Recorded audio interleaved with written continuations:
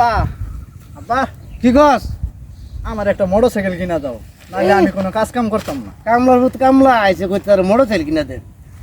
যাও আব্বা। আরে বাবা হুন, তোরা মোটরসাইকেল কিনা দিতে হবে, ঠিক আছে দিতাম।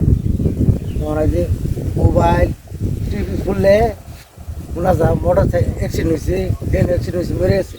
বাবা তুই অন্য একটা আবদার কর, তোরা আমি আবদার পূরণ করে দেব। বা আমার মোটরসাইকেল লাগতো, বন্ধু বান্ধবের মোটরসাইকেল আছে, আমার নাই, যে খারাপ নেই, একটা মোটরসাইকেল নিয়ে যাও না। আমি না না না মোটরসাইকেল কিনে ধরে যাবে আর যাই মোটরসাইকেল কিনে ধরে যাবে।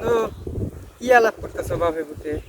এই মোটরসাইকেল কিনে দেবে কো। মোটরসাইকেল কিনে দিবের কা? হ্যাঁ কোনো মোটরসাইকেল কিনে দিয়ে এই যে রোড ঘাটে অ্যাক্সিডেন্টে দুদিয়া মানুষ মরতেছে, পোলাপান মরতেছে, আমি এর নাম রাখছি কি জানো?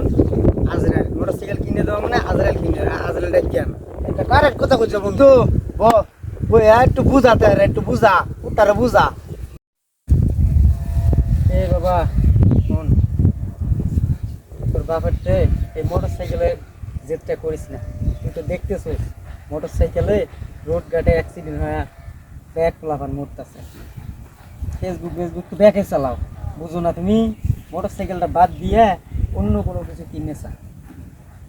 আচ্ছা ঠিক আছে, ব্যবসা ছাড়া তো সন্তানের খারাপ চায় না। আমরা যে আসলে মোটরসাইকেলের জেদ ধরি, এটার জেদ ধরি, ওটার জেদ ধরি, আসলে এটা ঠিক না। মোটরসাইকেল তো একটা মারাত্মক জিনিস। আমরা যে মোটরসাইকেল নিয়ে চালাই, আমাদের তো কোনো ধ্যান খেয়াল থাকে না। আমরা কোন জায়গায় কোন কী করে বসি তার কোনো ঠিক থাকে না। তা ভাই, আপনারাও মোটরসাইকেল নিলে সাবধানে চালাইবেন, দেখে শুনে চালাবেন। আমার হিসাবে না নেওয়াটাই ভালো।